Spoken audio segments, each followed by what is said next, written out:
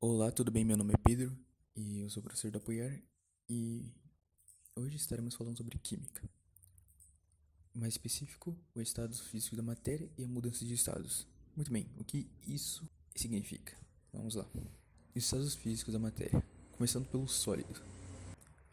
Ele tem um alto grau de agregação. O que isso significa?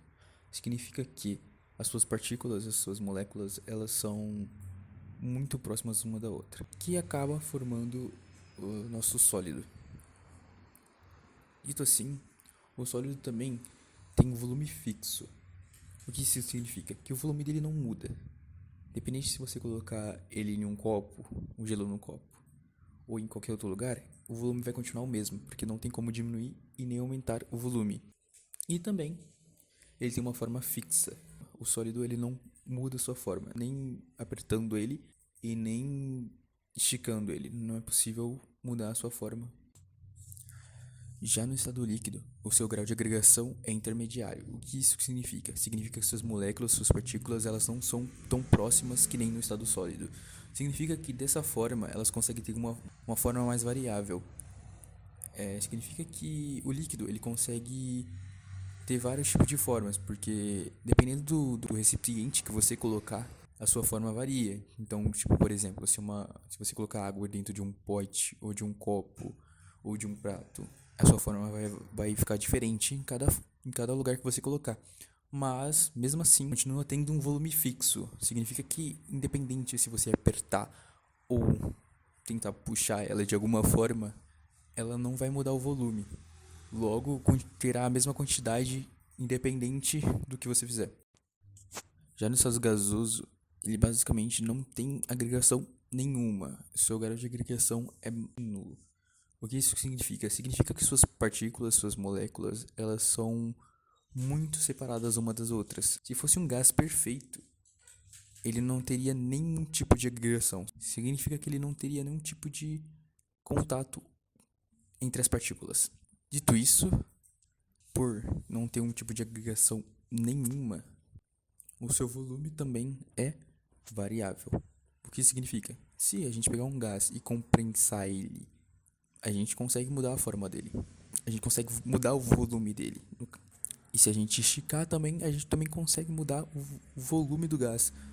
Porque são várias partículas que vai ficar ao meio do ar, né? Então se a gente prensar ou esticar ele, o seu volume vai variar. Não vai ser igual uma água ou um gelo, que o volume é sempre igual. E ele também tem uma forma variável, que nem a água. Então ele consegue se adequar ao recipiente que ele estiver, né? Mudanças de estado. O que isso significa? Temos aqui o sólido e o líquido. E quando a gente quer mudar o estado deles, ou quando isso acontece naturalmente, temos processos que acontecem. Por exemplo, quando a gente tem um sólido e ele quer virar um líquido, o processo que acontece entre o sólido e o líquido se chama fusão. O que é a fusão? Basicamente, quando o sólido recebe muito calor, ele muda para o estado líquido. E o nome desse processo é fusão. Ao contrário de quando o líquido quer virar sólido, ele perde calor e solidifica. Então, o nome desse processo é solidificação. E por isso, esses são os nomes do processo. Mais duas mudanças de estado, que seria do líquido para o gasoso ou o gasoso para o líquido. Quando a gente quer o processo de líquido para gasoso, o nome do processo se chama vaporização. Mas a vaporização é categorizada em três processos. Seria evaporação. Quando a água evapora naturalmente, que num lugar quente, mas não chega a entrar em ebulição, não chega a criar bolhas de tão quente que a água fica, por exemplo. Já a ebulição, quando a gente basicamente coloca a água no fogo e deixa esquentar até que a formação de bolhas e começa a ebulição, o processo de vaporização. Já a calefação é aquele processo de, por exemplo, uma gota de água cair em uma chapa quente e a água simplesmente vaporizar instantaneamente. Então, esse é o processo chamado calefação. Dito isso, esses são os três processos da vaporização de quanto a gente quer um líquido virando um gasoso. Já quando a gente quer um gasoso virando um líquido, a gente chama condensação. A gente condensa as partículas, a gente aproxima elas e nessa aproximação a gente consegue ter um líquido. E temos mais mudanças de estado, que seria do sólido para o gasoso ou do gasoso para o sólido. E quando a gente quer um processo de sólido para gasoso, o nome se chama sublimação. Por exemplo, o gelo seco. O gelo seco, ele não tem um processo de virar líquido antes de ir pro gasoso. Ele está sempre de sólido para gasoso, sabe? Então, ele não tem um processo entre os dois, não vira o líquido. E quando a gente quer que o gasoso vira sólido, a gente chama de ressublimação. Aqui temos um esquema da mudança de estado mais completo, uma visão geral de tudo que a gente viu, né? De todo o processo de um para outro. E é basicamente isso. Agora, como tudo isso fica em um gráfico? Aqui a gente tem um gráfico da mudança de estado da água. Então, no nosso eixo Y, a gente tem a temperatura e no nosso eixo X nós temos o tempo que cada coisa acontece. Mas o tempo aqui não é muito significante. O mais importante é a temperatura, porque é isso que a gente quer ver. Primeiro a gente vê aqui que a gente começa pelo sólido, que fica abaixo do zero graus Celsius, né? E em 0 graus nós temos a fusão acontecendo, que é do sólido para o líquido. Depois nós temos o líquido. E quando chega em 100 graus, nós temos ebulição acontecendo, que é do líquido para o gasoso. E a partir de 100 graus, a gente tem o gasoso. Mas a gente tem um ponto aqui. A gente não tem só a vaporização quando chega a 100 graus. Em 100 graus tem a ebulição. Mas ao decorrer do tempo que o líquido vai esquentando, vai aumentando a temperatura dele, nós temos vapor saindo. Como por exemplo, a gente coloca a nossa camiseta para secar no varal, no sol.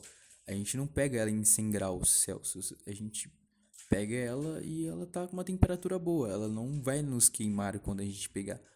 Porque é isso que acontece, o vapor ele acontece mesmo que não esteja em 100 graus. A água ela vira vapor mesmo abaixo dos 100 graus.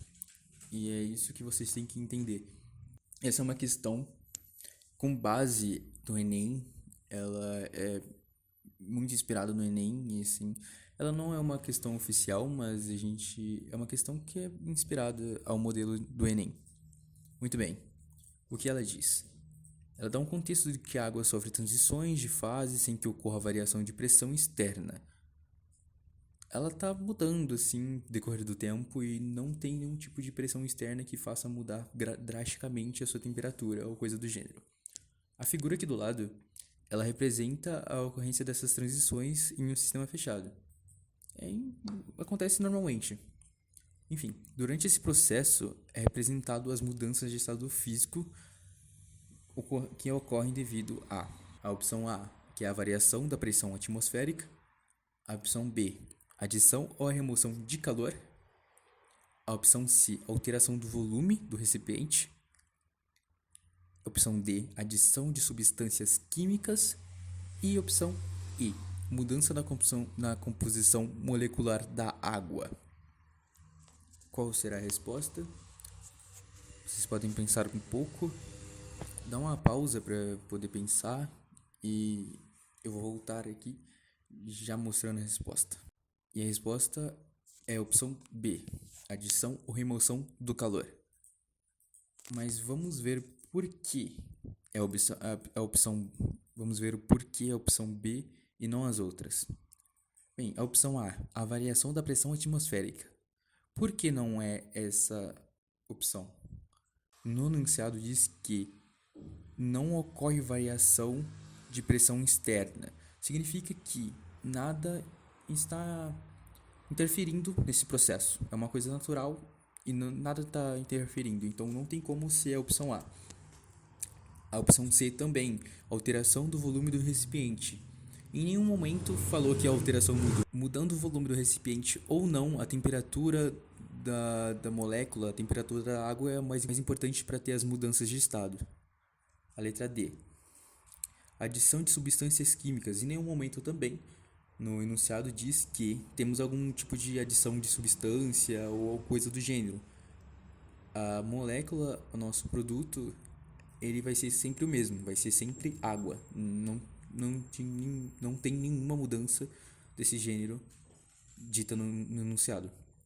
E letra E, mudança da composição molecular da água. Também não temos nada dizendo no enunciado que a molécula da água mudou. Então não tem como ser essa opção para dizer ou não se está certo ou errada. Então é por isso que adição ou remoção de calor e o gráfico mostra a temperatura. Dependendo do tempo, o gráfico mostra que o sólido vai para o líquido para o gasoso, ou seja, você fazer o contrário disso tudo, falando que o gasoso vai para o líquido e assim o líquido para o sólido. Então é remoção ou adição do calor para o gráfico funcionar, né? Bem, exercício 2, no mesmo esquema do primeiro, o enunciado diz: a matéria existe em fases ou estados físicos diferentes: sólido, líquido, gasoso e plasma. Plasma eu não expliquei, mas é um estado um estado físico também. Mas ele não é muito estudado, principalmente pro Enem e esse tipo de coisa, mas vocês não precisam ver isso agora, mas se vocês quiserem precisar decorrer do tempo, tudo bem. Enfim, esses estados se transformam entre si com a variação de temperatura e pressão. A transformação do estado sólido diretamente para o estado gasoso é denominada letra A, fusão, letra B, vaporização, letra C, condensação, letra D, sublimação, letra E, solidificação. Qual é a resposta? Um tempinho, pause o vídeo para poder pensar e depois responder.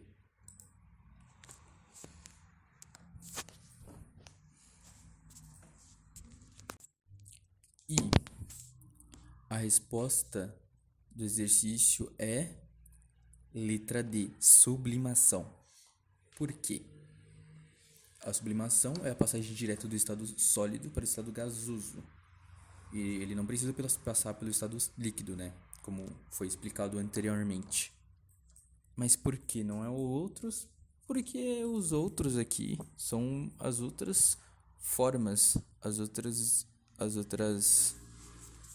E por que não é nenhuma das outras opções? Porque as outras opções são outros processos que acontecem dos estados. Então, o estado sólido para o gasoso é apenas a sublimação e é isso. E essa foi a aula. É algo fácil para acontecer, para acompanhar. Dito isso, obrigado e bons estudos. Qualquer coisa, mande um e-mail com dúvidas para o rhturres@gmail.com. Curta e deixe seu feedback nos comentários. Até a próxima aula. Tchau.